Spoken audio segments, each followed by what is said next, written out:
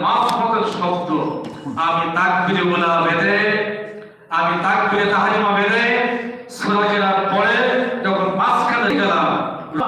রুকু তাসবিহ তেলাওয়াত করলাম সুবহান রাব্বিল আযীম সুবহান রাব্বিল আযীম সুবহান রাব্বিল আযীম এরপরে বললাম সামিয়া আল্লাহ আল্লাহ যা বললাম সামিয়া তুমি শুনেছো সামিয়া আল্লাহ হু লিমান হামিদা সমস্ত প্রশংসা তোমার আল্লাহ প্রশংসা করলাম তাতে তুমি রাজি হও কিনা তাতে তুমি সন্তুষ্ট হও কিনা এজন্য আমি আবার বললাম রব্বানা লাকাল হামদ সমস্ত প্রশংসা তোমারই হামদান কাসীরান তাইয়িবান মুবারাকান ফীহি এখানে বলতে বলতে আমি আল্লাহর সাথে একাকার হয়ে সুবহানাল্লাহ আল্লাহর সাথে আমি একাকার হয়ে গেলাম এটা হলো সেই হামিদা এটা হলো সেই হামিদা আর সাসা কি হলো